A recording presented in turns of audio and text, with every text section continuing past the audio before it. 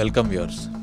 మహారాష్ట్రలోని ముంబై దగ్గర on top హిల్లో September 30, 2021 ఉదయం సుమారు 7:30 నిమిషాలకు ఒక వ్యక్తి తన జాగింగ్ పూర్తి చేసుకుని తిరిగి ఇంటికి వెళ్తుండగా ఫుట్పాత్ పక్కన కొన్ని ప్లాస్టిక్ సంచులు సగం కాలిపోయి కనిపించాయి. దగ్గరికి వెళ్ళి వాటిని పరిశీలించి చూసి షాక్ అయిన ఆ వ్యక్తి పరిగెత్తుకుంటూ పక్కనే ఉన్న ఏసీపీ ఆఫీస్కి వెళ్ళి పోలీసులకు విషయం చెప్పాడు. వెంటనే పోలీసులు సంఘటనా స్థలానికి వచ్చారు. సంఘటనా స్థలంలో కొన్ని ప్లాస్టిక్ బ్యాగులు కాలిపోయి ఉండడాన్ని, ఇంకొన్ని కాలకుండా ఉండడాన్ని గమనించారు. అవి విప్పి చూస్తే అందులో మనిషి శరీర భాగాలున్నాయి. దగ్గరలో ఒక 4-5 శానిటైజర్ బాటిల్స్ పడేసి ఉన్నాయి. దాన్ని బట్టి ఆ శానిటైజర్లు ఆ బాడీ మీద పోసి తగలబెట్టినట్లుగా గుర్తించారు. వెంటనే క్రైమ్ స్పాట్కి ఫారెన్సిక్ టీంని పిలిపించారు. చుట్టుపక్కల మరింత పరిశీలిస్తే అక్కడ కొంచెం దగ్గరలో ఒక బెడ్షీట్లో ఏదో మూట కట్టినట్లుగా ఉంది. విప్పి చూడగా అందులో ఒక ప్లాస్టిక్ కవర్ ఉంది. అందులో నుండి కూడా కొన్ని బాడీ పార్ట్స్ బయటపడ్డాయి. ఆగంతుకులు బాడీ పార్ట్స్ని ఫుట్పాత్ పక్కన పడేసి తగలబెట్టి వెళ్ళారు. కానీ నిన్న రాత్రి వర్షం పడడంతో బాడీ పార్ట్స్ అన్నీ సగం కాలి ఆరిపోయాయి. ఈ బాడీ పార్ట్స్ అన్నింటినీ ఒక షేప్గా పెట్టడానికి ప్రయత్నించిన పోలీసులకి బాడీ పార్ట్స్ అన్నీ దొరికాయి. కానీ చుట్టుపక్కల ఎంత వెతికినా తల మాత్రం దొరకలేదు. ఎవరైనా ఇలాంటి హత్యలు జనసమూహం లేని చోట చేసి తగలబెడుతుంటారు. కానీ హంతకుడు నగరం మధ్యలో, అది పోలీస్ స్టేషన్ సమీపంలో పడేసి వెళ్ళాడంటే అతనికి సమీపంలో పోలీస్ స్టేషన్ ఉందన్న విషయం తెలియకపోయి ఉండాలి, లేదా పోలీసులకి ఛాలెంజ్ అయినా విసురుండాలి. అసలేం జరిగిందో ఈరోజు వీడియోలో చూద్దాం.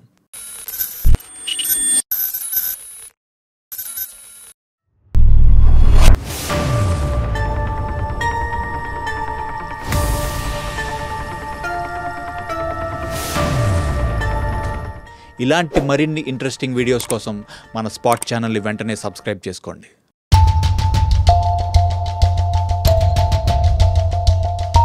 పోస్ట్మార్టం రిపోర్ట్స్ బట్టి ఒక చెయ్యి మీద దాదా అనే పచ్చబొట్టు ఉంది. దగ్గరలో ఉన్న పోలీస్ స్టేషన్లో గత 2 రోజులుగా మిస్సింగ్ కేసులు ఏమైనా నమోదయ్యాయని ఎంక్వైరీ చేస్తే ఎటువంటి కేసులు లేవని తెలిసింది.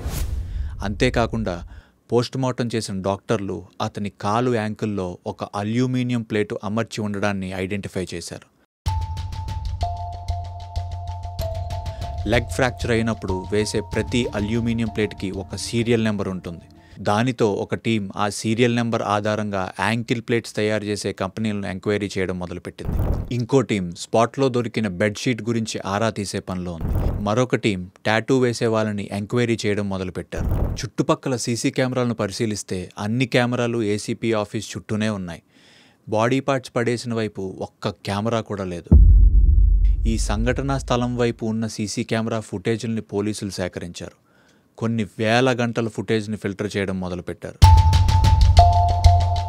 ఇంతలో ఒక హాస్పిటల్ నుండి బాడీలో అల్యూమినియం ప్లేట్ మ్యానుఫ్యాక్చరింగ్ కంపెనీకి సంబంధించిన ఇన్ఫర్మేషన్ తీసుకోగలిగారు. వాళ్ళు ఇచ్చిన ఇన్ఫర్మేషన్ ప్రకారం ఇదే సీరియల్ నెంబర్తో ఒక 40 ప్లేట్స్ తయారు చేసి ఓవరాల్ ఇండియాకు సప్లై చేసినట్లుగా తెలిసింది. దాంతో ఈ టీం 40 డిఫరెంట్ ప్లేసుల్లోకి వెళ్ళి ఎంక్వైరీ చేయడం మొదలుపెట్టారు. ఇంతలో సీసీటీవీ ఫుటేజ్ చెక్ చేసిన టీంకి సంఘటన జరిగిన రోజు ఒక వైట్ వ్యాగనార్ అదే ప్లేస్లో వర్షం పడకముందు, పడిన తర్వాత 2 సార్లు రౌండ్ వేసినట్టు గుర్తించారు.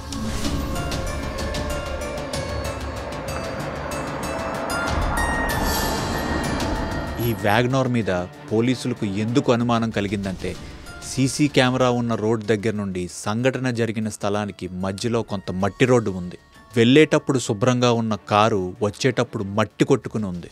అంటే డెఫినెట్గా మెయిన్ రోడ్ నుండి మట్టి రోడ్లోకి కారు దిగింది. కారు నెంబర్ ప్లేట్ ఐడెంటిఫై చేద్దామని పోలీసులు ప్రయత్నిస్తే నెంబర్ కనిపించకుండా స్టిక్కర్ అంటించింది. 4 అద్దాలకి టింటెడ్ గ్లాస్ వేసి ఉండడంతో పోలీసులు లోపల వ్యక్తిని ఐడెంటిఫై చేయలేకపోయారు. కానీ గ్లాస్ దగ్గర కొంత లీక్ ఉండడంతో డ్రైవింగ్ సీట్లో ఒక మగ వ్యక్తి కూర్చున్నట్లు, ఆ పక్కనే ఒక స్త్రీ కూర్చున్నట్లు గుర్తించారు. అంతేకాకుండా వెహికల్ ముందు గ్లాస్ మీద పోలీస్ అనే స్టిక్కర్ ఉండడాన్ని కూడా గుర్తించారు. దాంతో ఈ వెహికల్ పోలీసులకి సంబంధించింది అయి ఉంటుందేమోనని ఆ రోజు ఏసీపీ ఆఫీస్కి ఈ వెహికల్ వచ్చిందో లేదో అని చెక్ చేశారు. కానీ ఆ వెహికల్ ఏసీపీ ఆఫీస్కి రాలేదు. వచ్చిన రోడ్లోనే తిరిగి వెళ్ళిపోయింది. పోలీస్ స్టాఫ్ అందరినీ ఎంక్వైరీ చేస్తే కానిస్టేబుల్ శివశంకర్ గైక్వాడ్ అనే వ్యక్తి దగ్గర కూడా ఒక వ్యాగనార్ ఉన్నట్లు తెలిసింది. ఇతను ఏసీపీ డ్రైవర్. 20 సంవత్సరాల నుండి సర్వీస్లో ఉన్నాడు. ఇతని సెలక్షన్ మోటార్ ట్రాన్స్పోర్ట్ డిపార్ట్మెంట్లో జరిగింది. తర్వాత అతని పోస్టింగ్ ఏసీపీ దగ్గర పడింది. ఈ యాంగిల్లో పోలీసులు ఎంక్వైరీ చేయగా ఆ వెహికల్ శివశంకర్ గైక్వాడ్దేనని తెలిసింది. కానీ అదుపులోకి తీసుకుని విచారించడానికి సరైన ఆధారాలు దొరకలేదు. సంఘటన జరిగినప్పుడు ఏసీపీ లీవ్లో ఉన్నాడు కాబట్టి కానిస్టేబుల్ గైక్వాడ్ కూడా ఆ రోజు ఆఫీస్కి రానవసరం లేదు. కానీ ఎందుకు వచ్చాడు? గైక్వాడ్ మీద అనుమానం వచ్చినట్లు ఎంక్వైరీ చేసిన పోలీసులు మిగతా ఎవ్వరికీ తెలియకుండా జాగ్రత్త పడ్డారు. పోలీసులు సైలెంట్గా గైక్వాడ్ కాల్ హిస్టరీని కూడా చెక్ చేశారు. గైక్వాడ్ పోలీస్ క్వార్టర్స్లో తన కుటుంబంతో ఉంటున్నాడు. తనకి ఉద్యోగం వచ్చినప్పటి నుండి, అంటే గత 20 సంవత్సరాలుగా తను అక్కడే ఉంటున్నాడు. అతనికి పెళ్ళయింది. 2 పిల్లలు, ఒకరికి 15 సంవత్సరాలు, ఇంకొకరికి 12 సంవత్సరాలు. సంఘటనా స్థలంలో అప్పటికే బాడీ పార్ట్స్ దొరికి వారం రోజులైంది. పోలీసులకి గైక్వాడ్ కాల్ హిస్టరీ చెక్ చేయగా ఒక నెంబర్పై అనుమానం కలిగింది. ఆ నెంబర్ దాదా జగ్దాలే అనే పేరుపై ఉండడాన్ని గుర్తించారు. ఆ పేరు వినగానే పోలీసులకి చేయిపై ఉన్న టాటూ గుర్తొచ్చింది. పోలీసుల ఇన్వెస్టిగేషన్లో ఈ దాదా జగ్దాలే షోలాపూర్కి చెందిన వ్యక్తిగా తెలుసుకున్నారు. అల్యూమినియం ప్లేట్లు పట్టుకున్న వెళ్తున్న ఆ టీంకి షోలాపూర్ వ్యక్తి డీటెయిల్స్ పంపించగా వాళ్ళ లిస్టులో కూడా ఒక వ్యక్తి షోలాపూర్ నుండి ఉన్నట్లు కన్ఫర్మ్ అయింది.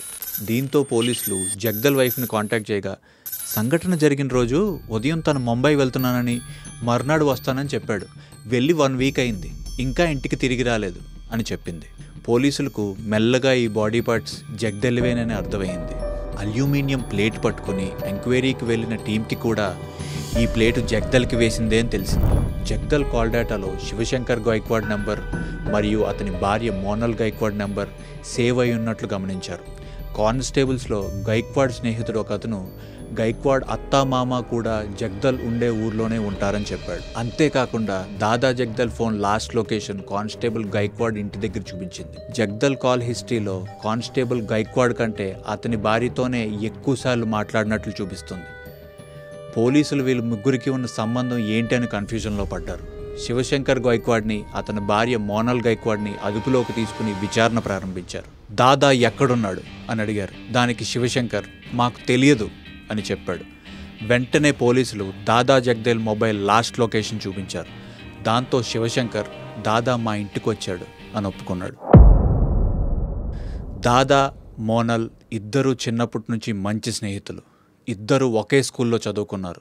దాంతో అప్పుడప్పుడు మా ఇంటికి వస్తుంటాడని, అలా ఆ రోజు కూడా వచ్చి వెళ్ళాడని, ఆ తర్వాత ఏం జరిగిందో మాకు తెలియదని చెప్పాడు. పోలీసులు సేకరించిన వివరాలన్నీ శివశంకర్ ముందు ఉంచడంతో అతనికి వేరే ఆప్షన్ లేకుండా పోయింది. దాంతో దాదాని తానే హత్య చేసినట్లు ఒప్పుకున్నాడు. సెప్టెంబర్ 29, 2021 ఉదయం శివశంకర్ భార్య దాదాకి కాల్ చేసి క్వార్టర్స్కి రమ్మంది. చిన్ననాటి స్నేహితురాలు కాల్ చేసి రమ్మనేసరికి దాదాపు 6 గంటలు ప్రయాణం చేసి షోలాపూర్ నుండి ముంబైకి వచ్చాడు దాదా. వచ్చేసరికి సాయంత్రం అయింది. ఆ టైంలో శివశంకర్ 2 పిల్లలు ఆడుకోవడానికి బయటకు వెళ్ళారు. ఇంటికి వచ్చిన దాదాని మోనాల్ రిసీవ్ చేసుకుని హాల్లో కూర్చోబెట్టి టీ తీసుకురావడానికి కిచెన్లోకి వెళ్ళింది. ఈలోపు శివశంకర్ మెయిన్ డోర్ గడియ పెట్టాడు. పొలంలో గడ్డి కోసే కత్తితో హాల్లో కూర్చున్న దాదా మెడని ఒక్క వేటుతో తెగ నరికాడు. ఈ సౌండ్ విని కిచెన్లోంచి బయటకు వచ్చిన మోనల్ రక్తపు మడుగులో పడి ఉన్న దాదాని, చేతిలో కత్తితో ఉన్న భర్తని చూసి కళ్ళు తిరిగి పడిపోయింది. శివశంకర్ వెంటనే మోనాల్ని బెడ్రూమ్లోకి తీసుకెళ్లి బెడ్ పైన పడుకోబెట్టాడు. ఆ తర్వాత హాల్లోకి వచ్చి అదే కత్తితో దాదా బాడీని 6 ముక్కలుగా కట్ చేశాడు. ఆ ముక్కలన్నింటినీ బ్యాగ్లోకి సర్దుతుండగా ఈలోపు స్పృహలోకి వచ్చిన మోనల్ హాల్లోకి వచ్చి భర్తకి సాయం చేసింది. ప్యాకింగ్ అంతా అయ్యాక మోనల్ ఇల్లంతా శుభ్రం చేసింది. అప్పటికే చీకటి పడడంతో ప్యాక్ చేసిన కవర్స్ అన్నీ తన వ్యాగనార్ కారులో పెట్టుకుని కొన్ని శానిటైజర్ బాటిల్స్ తీసుకుని భార్యను కూడా కారులో పక్కనే కూర్చోబెట్టుకుని ఇద్దరూ కలిసి కారులో బయలుదేరారు. అదే ఏరియాలో ఏసీపీ ఆఫీస్ ఉండడంతో ఆ ప్రదేశం గురించి అతనికి ఒక అవగాహన ఉంది. అక్కడ పెద్దగా మనుషులు తిరగరని బ్యాగులను అక్కడ పడేసి శానిటైజర్ పోసి తగలబెట్టి వెళ్ళిపోయాడు. ఇదంతా విన్న పోలీసులు అసలు దాదాని ఎందుకు చంపాల్సి వచ్చిందని అడగ్గా అసలు విషయం చెప్పాడు. దాదా షోలాపూర్లో ఒక కూరగాయల వ్యాపారి. అతను మోనాల్ తల్లిదండ్రుల ఇంట్లో ఒక షట్టర్ అద్దెకి తీసుకుని కూరగాయల వ్యాపారం చేస్తూ ఉండేవాడు. మోనాల్కి కానిస్టేబుల్ శివశంకర్తో మ్యారేజ్ అయింది. దాదా మోనాల్ మంచి స్నేహితులు అవడంతో ఆమెను కలవడానికి దాదా తరచుగా ముంబై వచ్చేవాడు. ఇద్దరిది ఒకే ఊరు కావడంతో శివశంకర్కి వీళ్ళిద్దరి మీద ఎలాంటి అనుమానం కలగలేదు. మోనాల్ రెగ్యులర్గా దాదాతో ఫోన్లో మాట్లాడుతూ ఉండేది.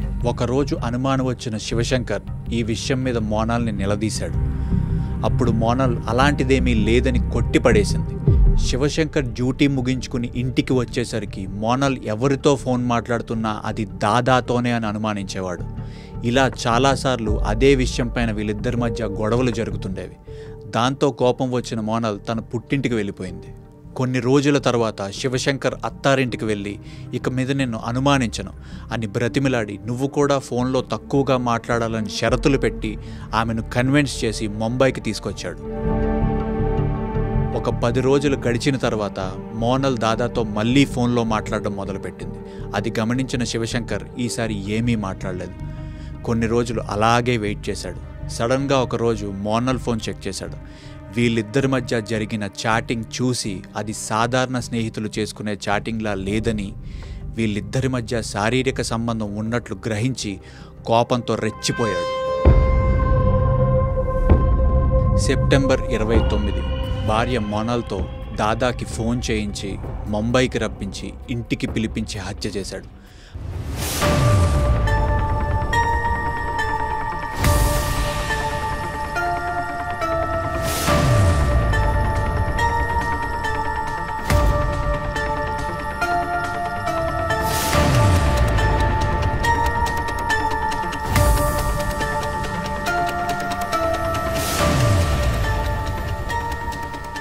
భార్యాభర్తలిద్దరినీ పోలీసులు అరెస్ట్ చేశారు.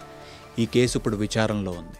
మరొక ఇంట్రెస్టింగ్ స్టోరీతో నెక్స్ట్ ఎపిసోడ్లో మళ్ళీ కలుసుకుందాం. Until then bye.